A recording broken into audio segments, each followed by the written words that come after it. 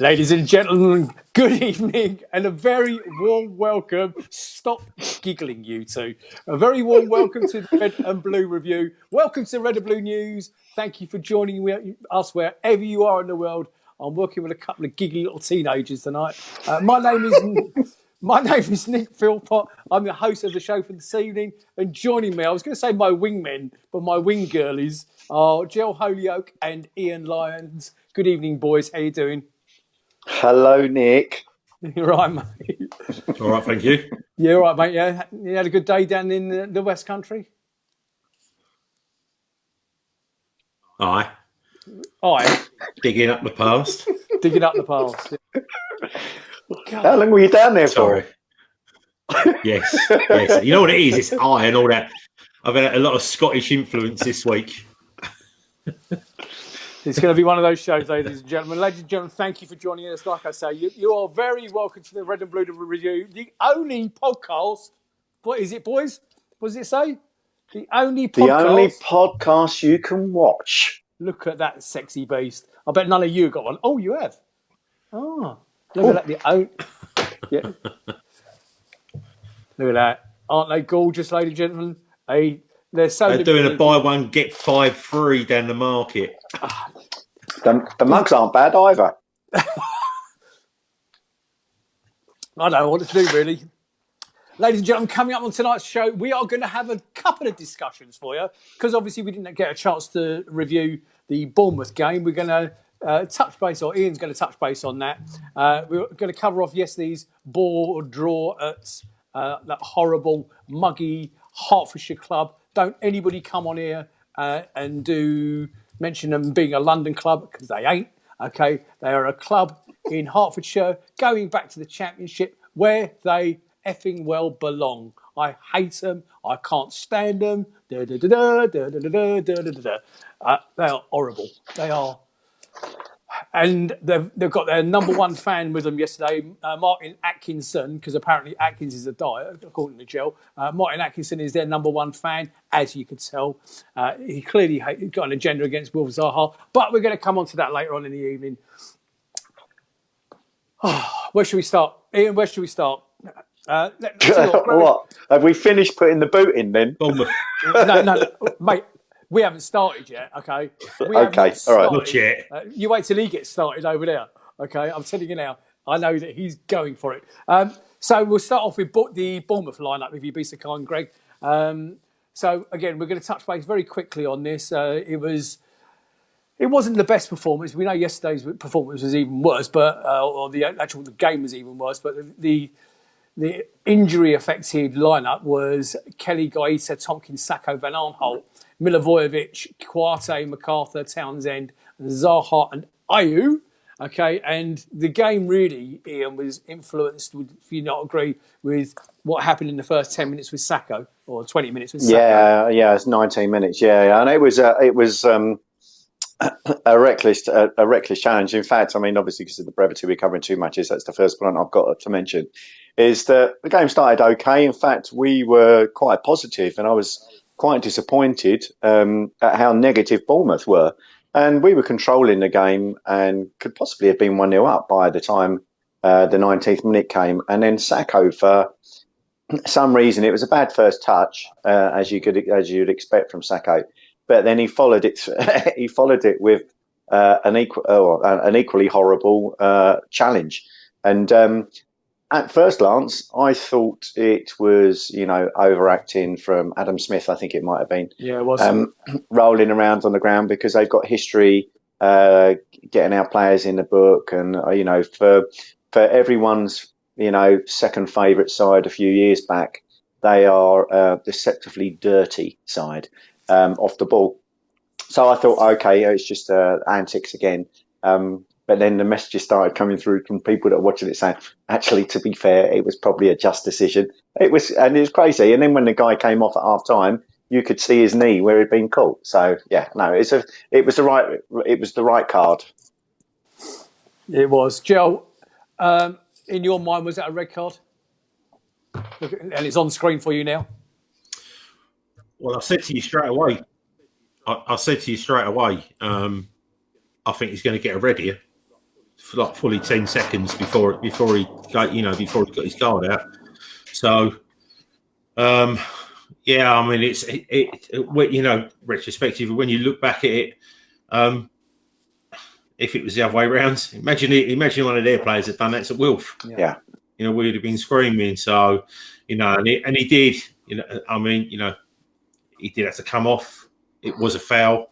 Studs up. They've obviously changed the law. Didn't bother telling the fans about it.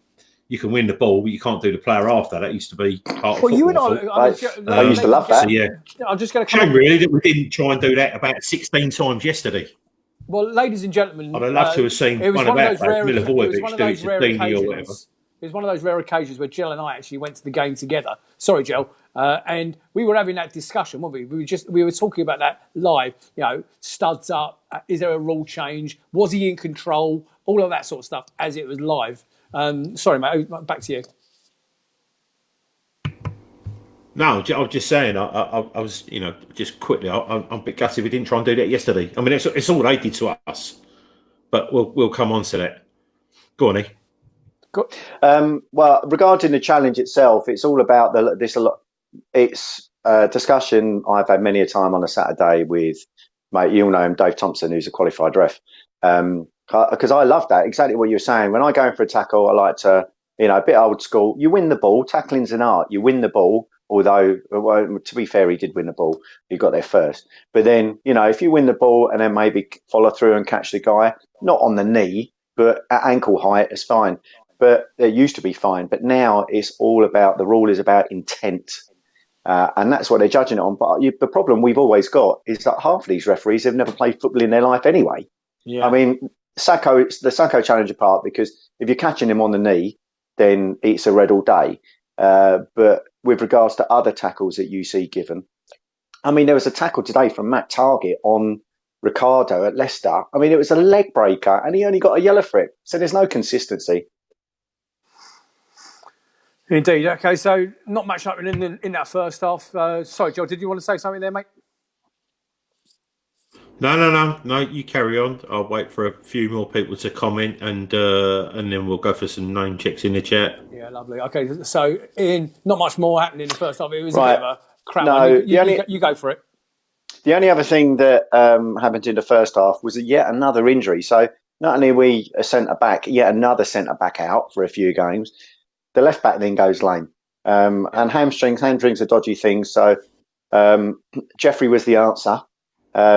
And he came on, and then it went to half time. And at that point, I thought Bournemouth, again, were pitiful. Then do you want me to go on to the second half? Yeah, I mean, but I just want to touch on the Schlupp thing or the PVA thing. I was watching the manager's post-match interview yesterday, and he was alluding to the fact that injury looks to be a little bit worse than first thought. They thought initially he hadn't torn anything, but he basically already said in his post-match interview yesterday that he wouldn't be ready for Brighton. So it obviously sounds a little bit worse than initially first thought. Yeah, carry on, mate. Okay, well, the second half started. Again, we seem to be asleep at the start of second halves at the minute. Liverpool scored early in the second half. Burnley had a great chance with Peters that just whistled past the post. And similarly with Bournemouth, they came out and actually started going for us a bit, and the pressure was far more intense, and it became a bit more like the Alamo. They were getting a lot of ball, but we were sitting deep. And then at one point, there was a wicked cross put across the face of the goal. Yeah.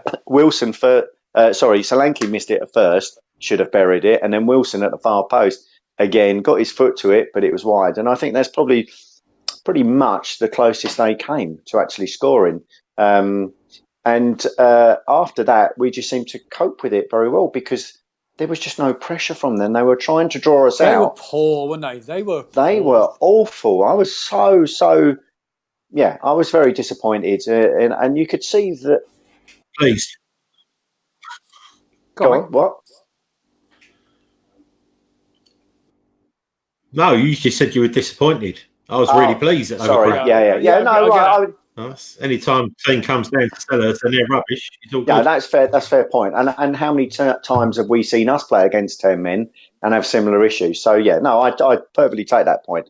And then obviously we start coming into it. Ayew suddenly it's almost like someone's flicked a switch with him, and he started to get the ball down in tight areas, dribbling through and past people, which was actually pulling us further up the pitch because we were getting more chances. And it was on the back of a sustained 5-minute spell that Schlupp picks the ball up almost on the halfway line. And then again, just as Ayew had been doing, he drives through the midfield into the box where all game they seemed so worried and so concerned about diving in and putting tackles in on us. And he takes a shot early, and then the place just erupts because, you know, I can't remember the last time that. Well, I think we were discussing it on the board actually. I think the last time I can remember us winning with 10 men was away at Liverpool, where Julian Gray scored a couple of goals, or is it Graham Freeman that scored twice in the 2-1? I can't think of another game since then that we've actually won with 10 men. Maybe you guys know of it. I can see Gil's cogs in his head going, but I don't think. No, he's thinking about dinner tonight. I honestly think you're probably right. I think it's probably the Liverpool game was the last game. Anybody out in Facebook land, let us know. When was the last time we won with 10 men? Was it Liverpool? Gil, you wanted to say a couple of things? No. All I'm going to do is just get some name checks. So Daniel Garlick, Georgia Wagwu, Randy Marsh, Teresa Baker, Linda Drew, Andrew Adams, Paul Glance, giving it as well all the time. Richard Greenwood, Diamonds. It's just a lot of people making loads and loads of comments. When you're ready for them, I'll bring them in. Go for it. Let's have a couple of minutes on that because I'm just trying to do something with one of my iPads. Okay, so Daniel Garlick says a great performance by the boys against Bournemouth. George Wagwood said that the Sacco tackle was dangerous. Randy Marsh said he went into that tackle like someone who hadn't played in months. It was reckless. Oh, wanted Christmas off. You know, the more I look at it, the more, exactly. We all know that happens as well. Teresa Baker said, "What did you think of the Amazon footage and commentary?" I don't know because we were there. So, actually, Andrew Adams said, "There's new rules, I'm afraid." Can I answer the Amazon thing, Jill? Sorry, mate. Yeah. A lot of people have actually said that they employed something like 70 ex-players, punters, commentators, God knows what else, to cover all those games. And they were actually saying, isn't it nice that the commentary was very good, the post-match interviews were very strong. Obviously, it's just another way of another money-making exercise and costing us either Virgin, Sky or now Amazon as well. But they were saying that the quality of it is much better than the format from Sky, which is now proving to be a bit stale. Sorry, mate. Carry on. I was just going back to the comments. So Teresa Baker said, "I covet Ian's mug." She means Teresa, you're a darling. Thank you. Actual fact, she said, "I not only want one, but I need one of those in my life." But there is a competition, but I'll say no more for one. So Linda Drew said everyone on Amazon apart from Lineker. John Knox said the sound around the ground was. Sorry? Was that juggy twat on there? I didn't realise he was on it. Oh, I don't know. You know me. I rarely watch the games back anyway. So yeah, I think they had people from BBC, ITV. They had some.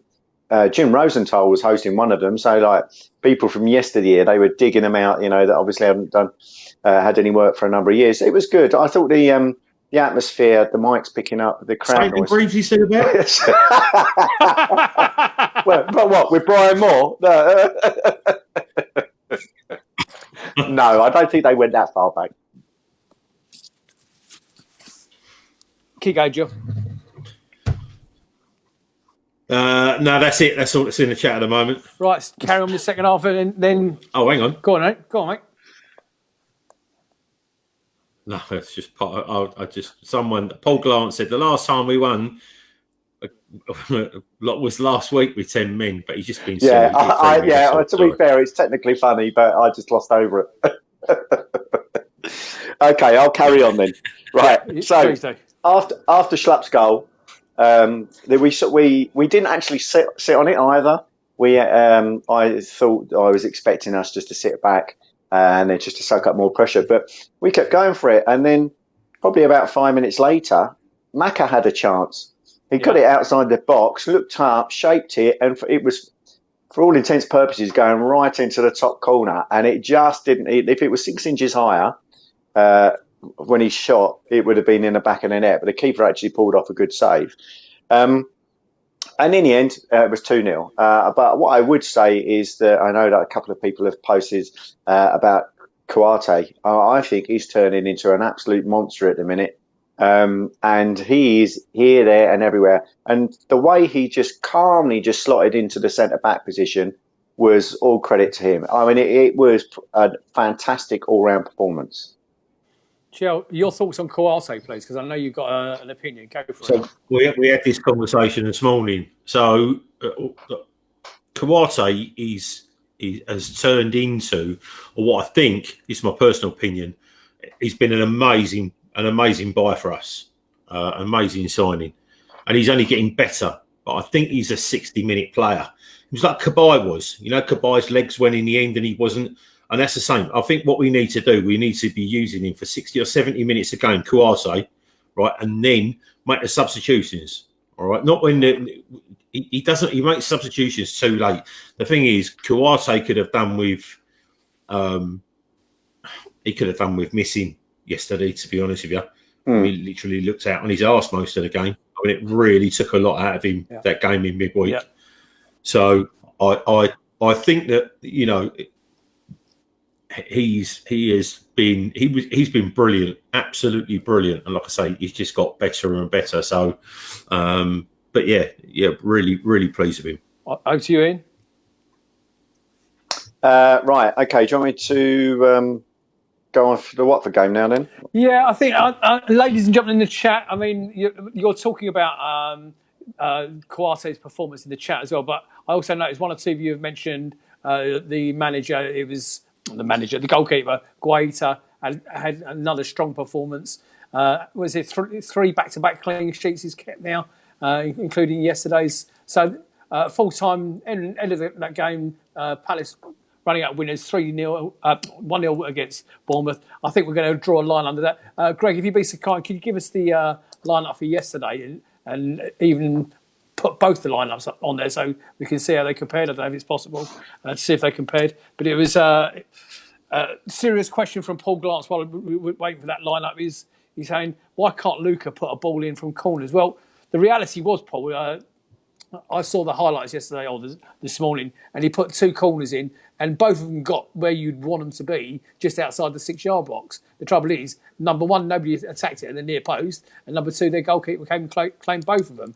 On that, go for it, mate. I would say, I mean, we've said it in the last couple of weeks that the delivery from set pieces has been a lot better.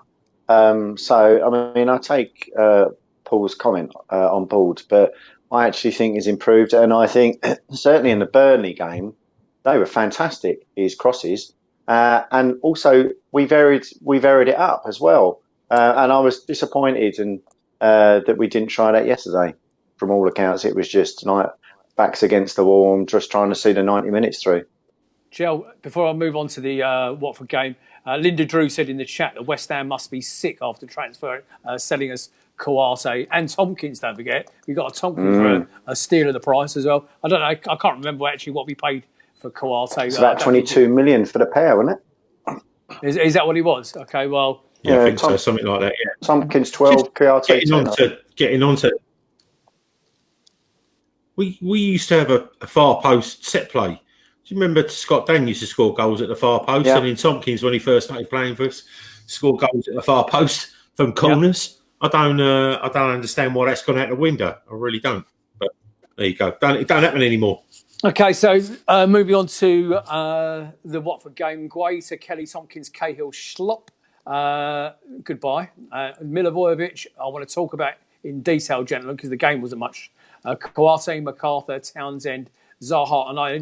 Greg, can you leave that up just for a second?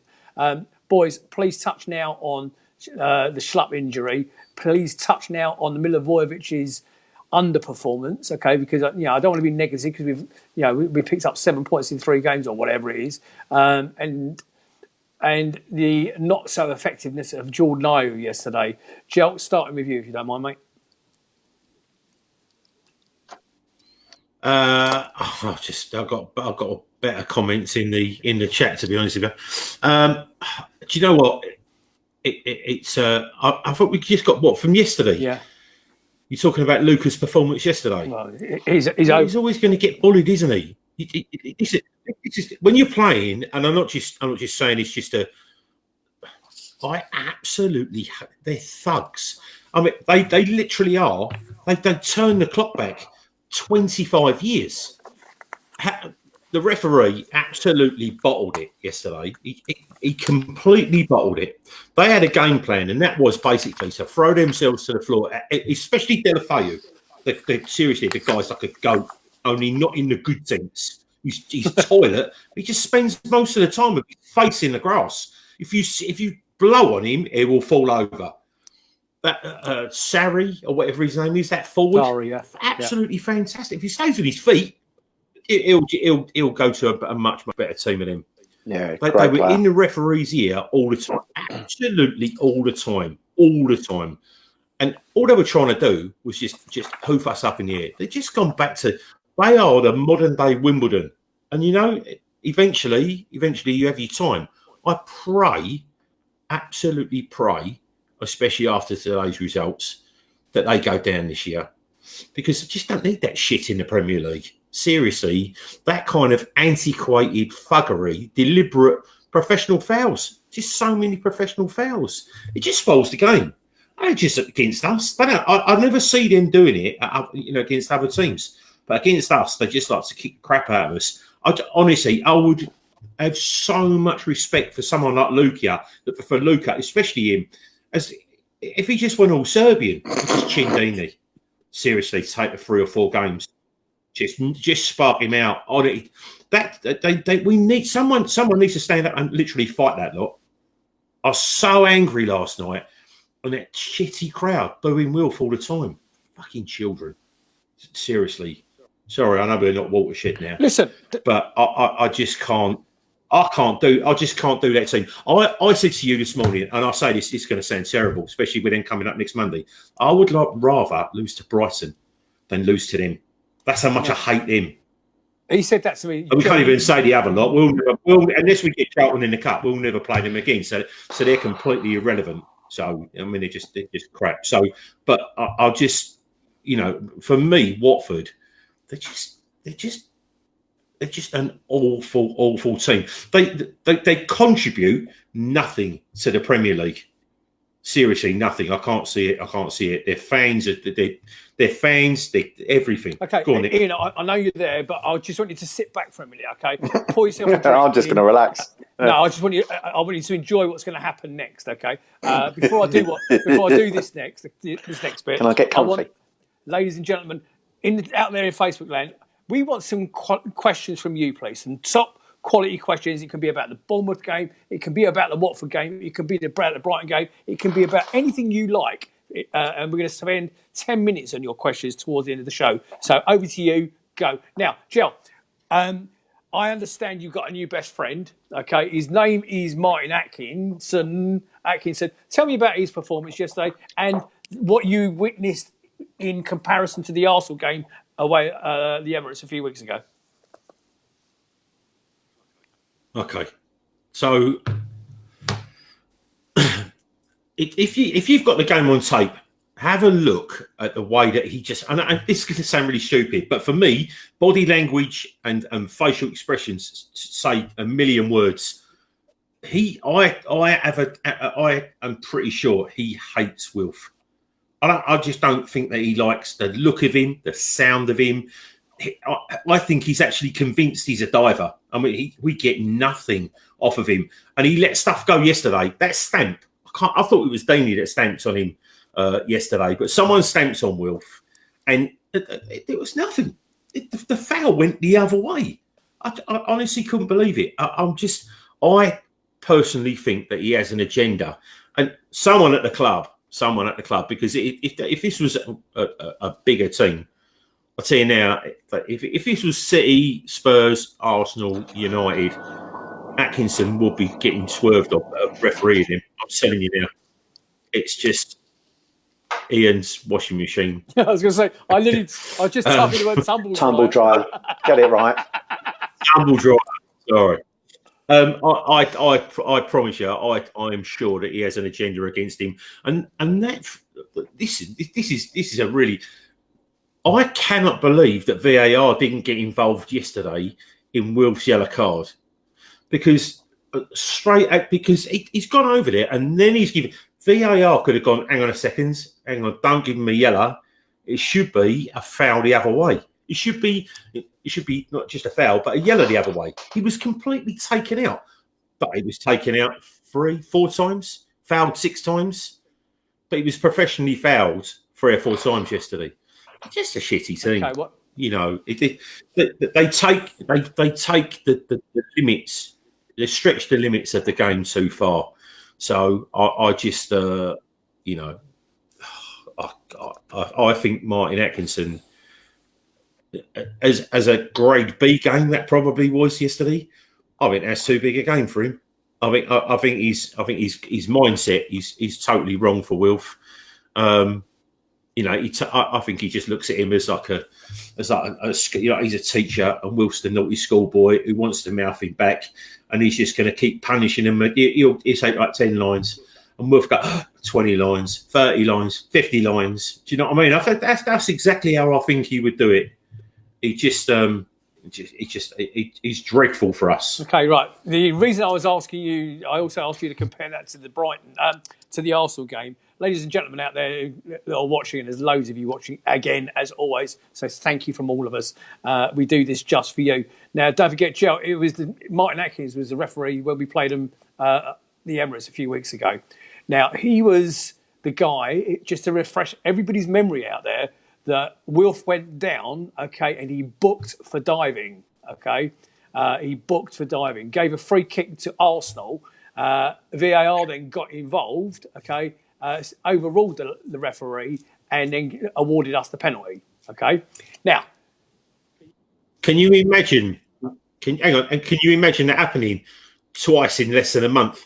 How embarrassing would that be? That's why I'm sure VAR didn't get involved, because they could have. It would have taken 5 seconds. Could that also be why Wilf got penalised for nearly everything? He was getting nothing out of any decision yesterday. And could that be because the clowns at the FA awarded... Ian, I'm coming to you on this bit.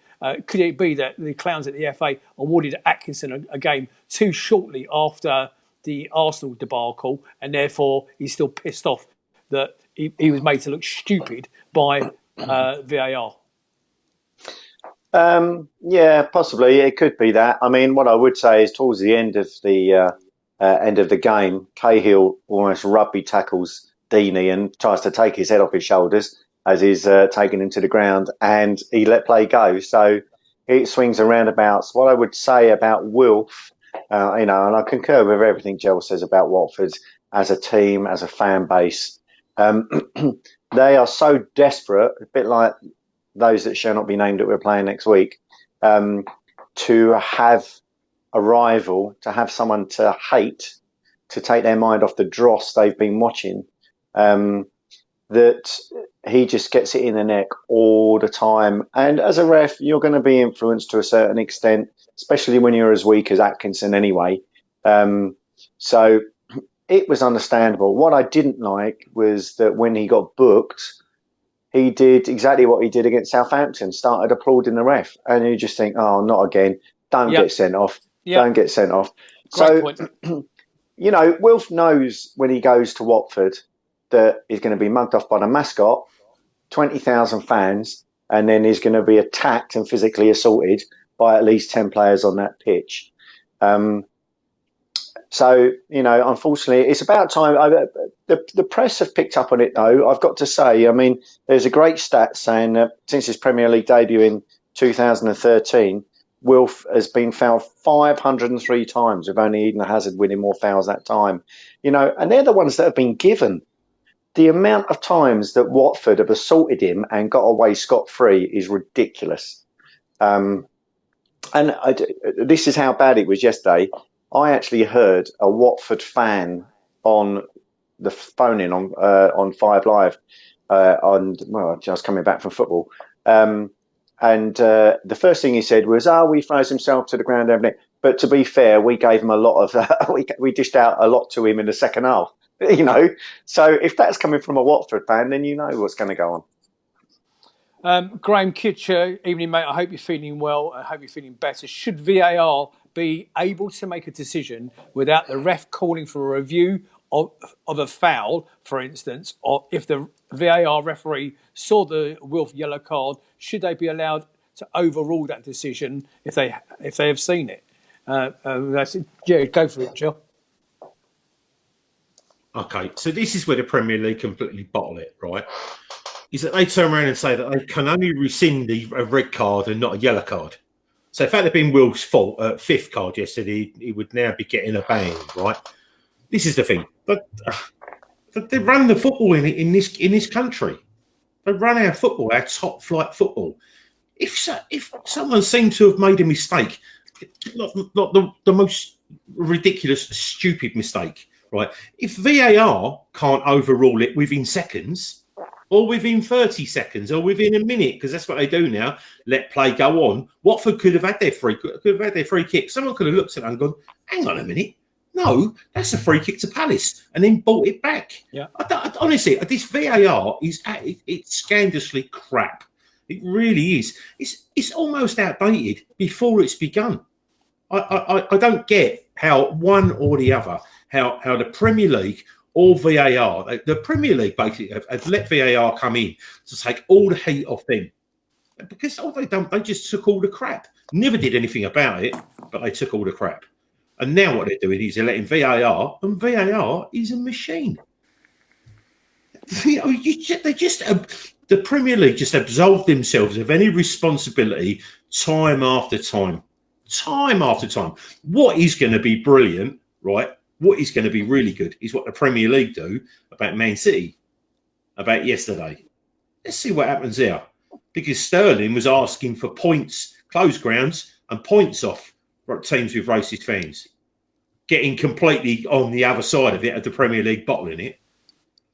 I want to talk about that as well, Nick, before we shut about what happened to City yesterday. But that's what I think. I think the Premier League just absolved themselves of any responsibility. It's a complete cop-out, an absolute cop-out. And the thing is, it's stuff like that gets people like us completely irate, and it lets off thuggish teams like Watford kicking the crap out of flair players. That's what happens. Ian? Yeah, no, I completely agree. In fact, while you were, pontificating, my good man, Paul McNamara came up with a good point. If he goes to Chelsea, Wilf, and receives the same treatment, what's the betting he'll get everything? Yeah, absolutely. Of course he will. It's double standards, isn't it? Actually, I've just seen what Greg's put up of that poll. I thought he said, "Who do you like least of the hosts?" But then I just think it's who do you dislike the most? Yeah, well, I know I'll be the top. I'll be on that 80%. That'll be me. Ian, crack on with the game, mate. Well, there's not much more to go. I mean, let's be honest. It was a bore fest. I mean, it made me laugh that Watford have had more managers and they've had wins this season. That was the opening stat, and I thought that was fantastic. But clearly, with Pearson watching on, you knew that you were going to get some sort of reaction from them. And it was good to see Hayden Mullins, making an all too brief name for himself in a minute. I know he's doing well with their under-23s, and he's a good lad as well. But to be fair, the first half was a write-off. There were neither side had a shot on target. Both are the lowest scorers in the Prem. So I really should have had my money on a draw as opposed to anything else. The second half was certainly livelier. Deulofeu had their best opportunity soon after the interval when he latched on to a Deeney flick on and his low shot went wide, thankfully. And And then they continued to show some fight as they poured forwards in search of a winner late on. They were nearly gifted 3 points when Mike Kelly's header towards Guaita eventually fell for Zaha. But again, going back to what Gel said, Guaita made a fantastic save at his feet. And he's got to be one of the top 3 goalkeepers in the Prem at the minute. Certainly with, that's 3 clean sheets in a row. That's fantastic. As I say, the last kick of the game was the challenge from Cahill, who made a number of fantastic interceptions during the game. And it was so good to see him back. I mean, I was a little concerned when he'd been missing with the knee injury, but it's good to get him back. And him and Tompkins are starting to form a good partnership. How long that lasts, because we all know Tompkins is only a game away from a muscle injury and probably 2 months out. But nevertheless, it's good. But as Joel covered earlier, they were clearly fatigued. And what he did do, actually, and I'm pleased about this, because when he came to the club, he was one of the top 2-3 technically gifted players we had, and he's still only 24, and that's Jairo Riedeveld. He's playing in an unfamiliar position, left back, coming on for Schlupp, and did well by all accounts. He was caught a bit out of position once or twice, but that's no more than our first choice left back does. But if we Linda Drew's just asked in the chat, who? I think it must be something to do with your pronunciation of his name. Go for it again. Jairo Riedeveld. That's better. That's good. Keep going. I know it was good to see him get a chance. And if what you say is right about PVA's injury, and clearly Schlupp as well has got a bit of a muscle injury, maybe he'll get a look in for the game against that lot. Yeah, I mean, and he's a bit of a utility player. There you go. Shots on target, we had none. Corners 2, and both went straight to the goalkeeper. Right, Watford, who were at home without a home win this season, were watched by their new manager Nigel Pearson as Hayden Mullins took charge for his final game as interim boss. At the other end, centre-back pairing James Tompkins and returning Gary Cahill repelled the physical challenge of the now returning Deeney. Experienced defender Cahill made more blocks than any other player on the field, and that was 3, as Palace stood firm, as he did enough to prevent Deeney from making sufficient contact with his close-range header later on. Palace have now kept... I want to talk about the Deeney challenge, or the Cahill challenge in a minute, Ian, on Deeney. Palace have kept 3 consecutive clean sheets in the Premier League for the first time since March 2017. And their steely determination at the back may just keep them out of trouble this season when the forwards struggle to fire, which obviously they are. Ladies and gentlemen, we seem to have lost Joel at the moment. It's not a problem unless he's coming back now. Have you got Ian? Did you? Oh, he's back. Joel, did you see the challenge on Deeney from Cahill, where he had him in a headlock around the neck? And then he went on Match of the Day afterwards and complained about it to Gary Lineker and the boys, and they more or less all told him to F off. It was no penalty. Did you see the challenge? Before I ask you a question, to be honest with you, for someone who earns so much money, his teeth are more offensive than that challenge. So I don't even care. Did he say that? So was it a penalty in your mind? Going on YouTube. I want to see all them Watford fans say about it. Okay, you talk about that, boys. Just before we're going to carry on. I've got to tell you, I did. What's the matter? Haven't you had your chicken Kievs yet? And peas, and chicken Kiev and peas. No, I agree. I mean, hatred of them is just I agree. I mean, I think that. I think we discussed the tackle just a little bit earlier, but if that had happened against Ayew, we would have been claiming assault. That's a David Luiz tackle.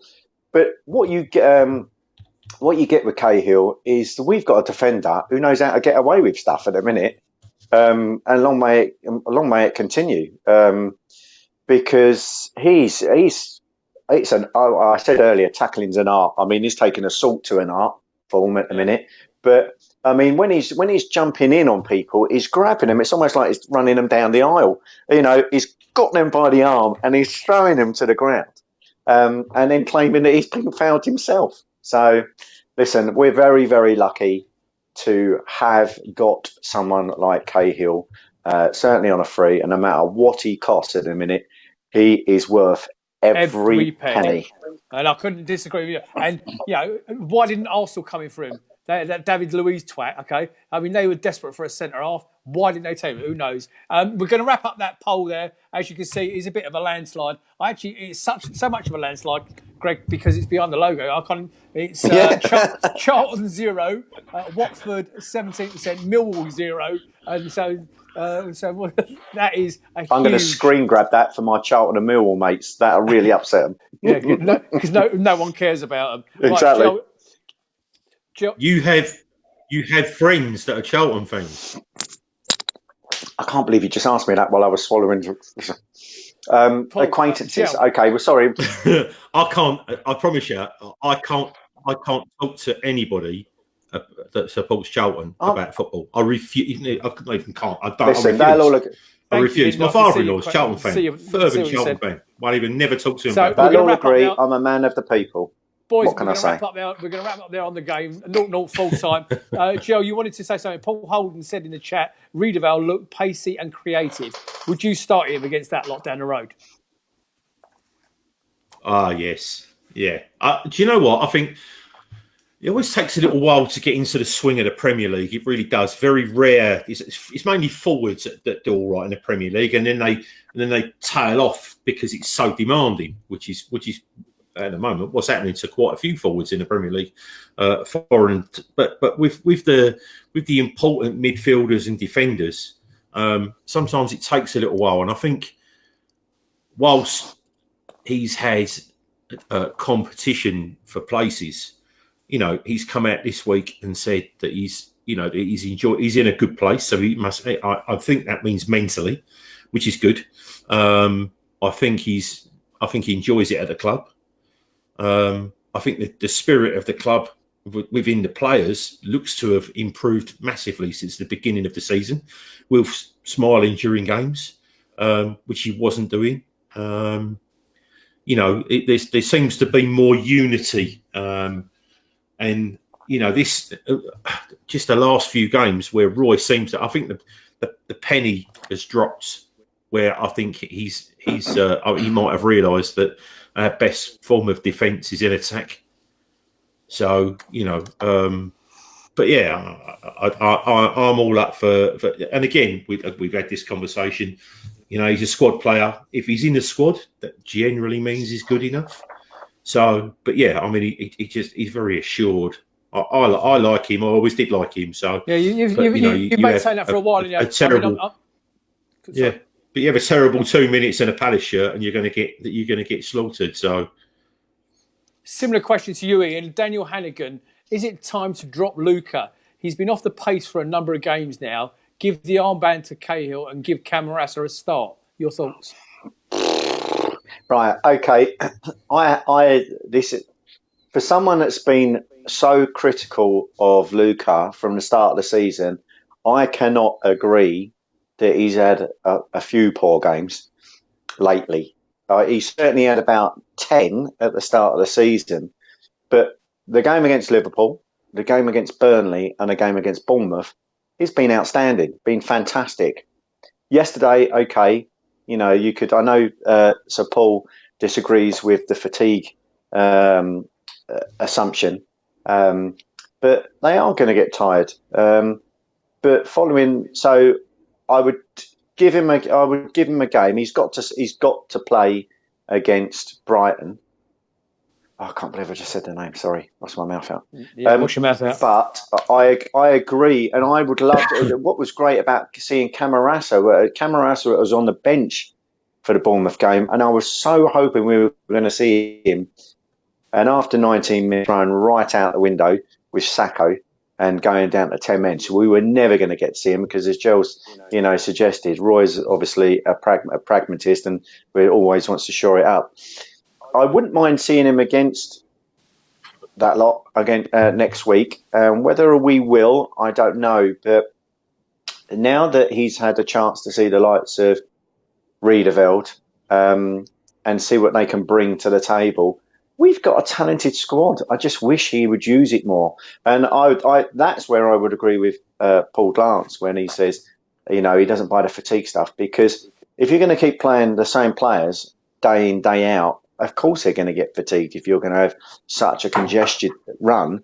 So you have to rely on your squad. And Camarasa is certainly one of those players, as is Maya. Okay, I'm going to come on to the squad in a second, Ian. So I'm going to be coming back to you. What I've got to say next is out there to everybody watching us this evening. Thank you for joining us on Red and Blue Review. Ladies and gentlemen, can you do me a favour? Can you do us a favour? Pop onto www.redandbluereview.co.uk and hit the share button, hit the subscribe button, and just share tonight's podcast when it goes out, and it'll be ready shortly after the show. Just share it around on your own pages. The more views we get, the happier we are. We're not like all the other podcasts, desperate for a 5-star review. Not our bag. We know that you're enjoying what we're doing. We are the only visual podcast out there for Crystal Palace Football Club. So do us a favour, get on there, give it a like, give it a share, and share it amongst your own pages and all the other Palace pages as well, if you don't mind. Joe, you wanted to say something? I just got some bits and pieces from the chat. So Matt Masters said, before yesterday we had no one on 4 yellows. Graham Manier said, you never hear anything from the referee assessors anymore. Lawrence Allen said, when I left yesterday, I asked the coppers to arrest the referee for crimes against football. Shocking. Mark Taylor said, Mark with a C, said, you expect some transfer activity in January. We'll talk about that in a minute. Yep. This squad needs more depth, more strength in depth. Mukhtar Butter said, how many games is Sacco out for? Well, it's either 1 or 3. It's 3. I don't know. I think it's 3. Dangerous play. Oh, it is 3, is it? It's 3. Okay. Well, we couldn't decide because when Aaron got sent off for a professional foul against Liverpool, he got a straight red. Aaron got a straight red. It was only 1 game. So I don't understand the difference. But anyway, and Tim Richards said, hey, I've got news for you. I live and work in New Zealand and found out there's how gross. One of them working in the same office as him. What? And King Graham What's their point system like? Gyro will eventually, he said it will eventually end up. They're still sending criminals out there. I don't know. So might be how Tim got out there. I don't know. Do you know what I mean? I'm only joking, Tim. Gyro will eventually end up playing in midfield. Said so I've obviously had too many sweets on the way home on my drive. I did tell you, ladies and gentlemen, he was going to be a little bit excitable this evening. And can I just send a message to Tim while you mention him? Tim and all the other guys in the southern continent. What I just said to you about sharing the sharing the page, it really applies to you guys in the southern continent. Simon over in Canada, please get on there and like and share it, because we're keen to reach out to our expat viewers, watchers, listeners as much as you can. Jill, aimed at you, Rich. Just quickly, Graham O'Neill he's been really involved in the chat tonight, but going right the way back to the beginning of the show, he said, I remember Palace beating Middlesbrough with 9 men in the mid-80s. Who was... I don't remember that, and I was... There must have been only 4,000 of us there, Jill, to be fair. Who was in the team, ladies and gentlemen? Anybody can remember who was in that team? Richard Nash. Well, he's saying mid-80s, so sort of 85 to 87. Right, okay. Richard Nash has asked a question earlier today. Can't argue with our last 3 results. 7 points out of 9, but surely the sides like Watford, we could try to be a little bit more expansive. We had a rough night Tuesday night. We were playing with 10 men for almost 80 minutes. Surely, and this is where the question comes in, Gel, surely Camarasa in midfield might have made the difference. I can see why Roy didn't change it, as we won our previous 2 games, but he can be too cautious at times? Jill?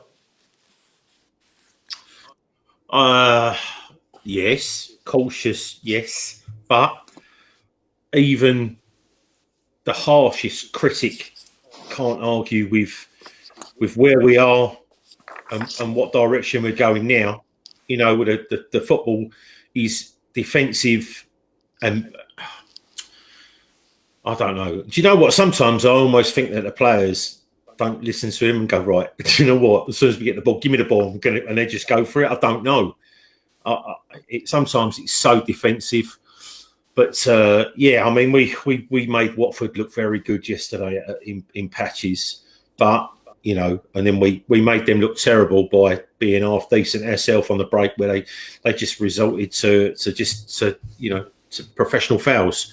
So, but yeah, and then Mukhtar said, Watford are my local club. Poor you.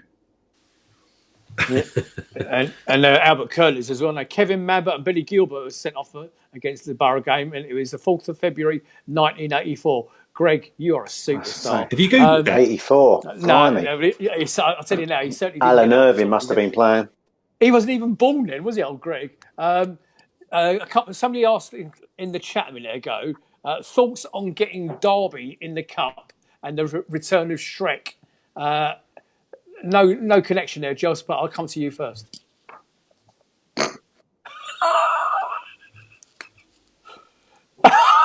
Has that tumbleweed just gone past you, Joe? I can't believe that. I'm shocked. Don't phone me tomorrow. Derby in the Cup. I think that's I don't think that's a banana scheme for us. I think that's a winnable game. And listen, at the moment, we're going decent in the Premier League.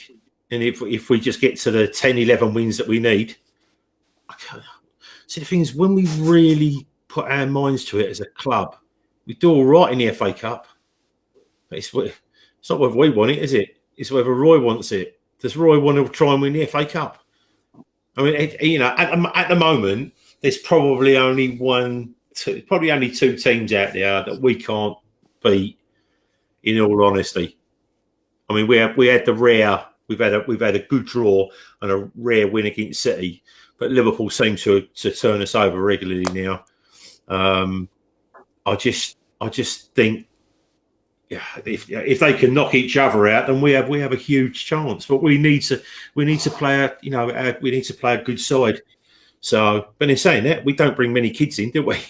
So I suppose all we've got is just a rotation of the squad. But yeah, I'd love to see us go for the FA Cup this year. And as important, I'd love to see them make sure that the stadium was full as well for that game. Paul Holden's just asking a question. Ian, I'm aiming this at you. Is there a show next Sunday? It can be an hour-long debate about that lot down the road. Okay, if we want to do a show next Sunday. Well, ladies and gentlemen, as you know, this is called the Red and Blue Review. We can hardly review a game that hasn't actually happened. What do you think about a show next Sunday? Well, I'm up for it. Jill? Say again? What do you think? I was reading, sorry. No, nothing like paying attention to what the host is talking about, is there? And that was nothing like it. The question in the chat was, what about doing a show next Sunday when we haven't got a game to review? Because obviously we play on the Monday night. No. What about we do one on Tuesday? Now, I'll do that as well. I don't know what I'm working. My working roster is over there, guys. I can either leave the show and go and check it for you, and we can make a decision live. Don't you do what most people do? They've got one of these apps that tells you when buses are running. What's an app? No. I am awake, Simon. The thing is, if I don't start reading through all these comments, and it's a bit late, and I'm getting old, and I haven't eaten, Listen, so, and on that. But yeah, I am awake, Simon, all the way over there in Canada. So thanks for tuning in. And Teresa Baker said, why wouldn't he want a trophy? Yeah, you're quite right. And Greg suggested we do have a mass debate on next Sunday. I don't know what you're talking about. Bobby Smith says, if Zaha goes to Chelsea in January, who would be your ideal replacement? Ian, let's start on transfers. We've got 5 minutes left of the show. I'm conscious that Greg's got his Can family. we stretch it to 10? Go Right. Right. Replacements for Wilf. I've got 3 for you. Ollie Watkins from Brentford, who we've obviously already gone for and highlighted as a potential replacement. I think the fact that we've dithered, as always, means that we'll probably end up paying probably about £5 to £10 million more than we should have offered at the very start. Dwight McNeil at Burnley, we seem to be linked with him at the minute. They will want more than 20, but again, he is quite young, he's 20. For Gineppo from Southampton, I'm not entirely sure as to how much they paid for him, but he really impressed me the other day when I saw them playing. I can't remember who they were playing, actually. Was it? It was the two bottom sides, so it must have been Watford. It must have been Watford, actually. And he looks like a Wilf in the making. Tight control, step overs in tight situations as well. So I think he'd be worth having a punt on. I think the fundamental thing we need to do is whoever we target and go for, we need to get him in before we sell Wilf. And the reason being is if we do it after we sell Wilf, we will get mugged because they will know how much we've got for Wilf, and the prices will, on all of them, will go up by 20%, 25%. Do your business early to give the player time to acclimatise, as well as allowing us to lose Wilf without having to then scrabble around for a replacement. Jill, a question for you. Chelsea offer, 1st of January, offer 80 million cash only, no player deal. Do you accept? Does he go? Oh, Christ, yeah. 100%, yeah. Yeah, we need the money. Simple as. Okay. And yeah. Well, that was short and sweet. Okay, so I like what Ian said about get Watkins in first, so it doesn't look like we're desperate for desperate to sell Wilf. Steve Chandler, yeah. So, but Steve Chandler's coming. Sancho's going to Chelsea instead. Everyone's going to Chelsea. Now their transfer ban's been halved. It's not been overturned. It's been halved. They're allowed from January to start buying players again. So expect all the player prices to go up anyway because Chelsea are in the market. Georgia Wagwu said Ruben Loftus-Cheek. Damaged goods. I'm not too sure. I think the love affair with him was good while it lasted, but I'm not too sure. When he's got to Chelsea, he's just injured straight away. So where I would agree with George and yourself, Joe, is that I think Chelsea. We said this at the start of the season that Chelsea was the obvious choice for him. But also, if Chelsea's ban's lifted, they need to offload a load of players as well to free up. So it makes it even more likely that it'll be a player plus cash swap. And if that's the case, then people like RLC, as George has alluded to, and Giroud are on our radar. And we will take them on, but not we certainly won't take RLC on at the fee that they would expect. Because he's never playing, he's always injured. Joe, I'm just coming to you. Ian, that's the other thing as well. Have ready Greg's question, please. Ian, next. Joe? Well, George, again, part of his message was get RLC and Giroud plus 30 million. Well, what United will do is they will work out that deal, ask Chelsea, because Chelsea will have to be, more honest these days about their valuation of RLC, and then we pay 25%. So we probably see out of that 30 million quid, we'll probably see 7-8 million quid. Whatever. I mean, I reckon they're going to price him up at 25 to 30 million. So, to be honest with you, it's not enough money. It needs to be. If we're looking at 80, I think he's only worth 20, 25 because his injury. Giroud's only worth. Well, Giroud should be a free. So, because his wages will be ridiculous. It's the only way we can afford to get players like that. But then, and if we start doing that again, then we're putting ourselves back in, back up against FFP. So, we won't. All we'll do is we'll get ourselves 2 highly paid players from Chelsea, and that cash would have gone. We would have lost our best asset. So, I can't see, for me personally, I think he's just got to go for the full amount of money. And then we need to be, we need to out 3 of our high earners. I think Sacco will go. Personally, I think Benteke will go. Wickham. Just to take the FFP down, we need to, and then bring some players through, more 40, 50, 60 grand a week players. Go on, Nick. I'm concerned about the time. Okay, Nigel Croucher up north has just said, any of you coming up to Newcastle, the North East Exiles will be in the Union Rooms 2 minutes from the station pre-match. I certainly am not, Nigel, but there is a Philpott representation coming up. My son's coming up.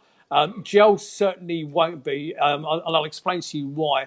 If you notice his position next to the fridge, because he's so plastic, if he's positioned next to the cooker, he'd just melt, okay? That's why we put him next to the fridge. Ian, I don't know if you're going up there, are you? Up where, sorry? Newcastle. No, probably not. I'll be playing football. Right, okay. Ladies and gentlemen, Sadly. In the chat, I'll be working. It's Saturday. I'll be working, people. All right, don't let him try and mug me off. I will be working. Ladies and gentlemen, I would also. Wow. I'll tell you, I'm pretty sure we'll be going up there. Luke Gilbert will be going up there. I'm pretty sure he'd like to come in for a beer. Lee goes to all the games with his family. Steve Chandler said, Wickham to Watford, yes or no? Yes. Yes, for me. In fact, they deserve him. I don't mean that nasty. Sir. Ladies and gentlemen, what's your score predictions? What's your score predictions for the Brighton game, please, before we close this show for the week? What is your score predictions for the Brighton game? Go. And answer to Steve's question, yeah, definitely Wickham to Watford. Large lump off our wage bill if he does go. Sorry, Joe, you're about to say? 1-1. Your prediction is 1-1. Okay. I'd settle for that point. Ian, your score prediction, please, and go. I'd certainly respect the point, but having watched them against whoever they played, no, it wasn't Leicester. Who did they play today? Wolves. Wolves cut them open, and Wolves should have been a far more clinical, and they should have been out of sight. And Dale Stevens is out. He got really upset when he got that yellow card. That was fantastic. He got his fifth yellow card today. I saw it. He knew it. I'm usually, for me, I'm going to say we're going to go for a win against that lot. I'd never like to back us, but if we get behind them and that's going to be like a cauldron, then they'll be up for it. Joe, in the chat. Okay, so just really quickly, Daniel Garlick 3-1 to Palace, Paul Streeter 2-1, Luke Cooper said 3-0 to us, Graham Kitcher said 1-0 to us, Tom Clark Samuel 2-1 to us, Peter 3-1, Teresa Baker 2-1, George said yes, Andy Stacey and George, Desmond, both of them, Desmond 2-2, that is, keep up you two. Yeah, Steve Chandler 1-1, or So 1-0 to Palace. Nigel Croucher said 2-0 to us. Mick Harper is watching, and that's my brother-in-law, Michael. Also know there's my cousin's also watching, Jason, silently. Welcome, Jason. And he'll be chuckling away or smashing his hat. Jason Rodison, good lad, really good lad. Hope you're getting better soon, Jay. I won't tell anyone who you support. Steve Brimble said 1-0 to Palace. So everyone thinks that nice, 2-0. So everyone, except for, there's only about 4 of us, that think we're going to nick a draw, and everyone else thinks we're going to go down and give them an hiding. So that would be nice. Tommy Williams, 2-1. Yeah, nice to see some positivity out there. Tom Clark Samuel, thank you. You know why. Luke, I'm coming to get you next week. Okay, we're going to talk and talk and talk. You may well see Luke's name on the show a little bit more as the weeks go forward. Ladies and gentlemen out in Facebook land, thank you as always for giving up your Sunday evening. Joe, one last question to you. Who's gonna win I'm a Celebrity, Joe?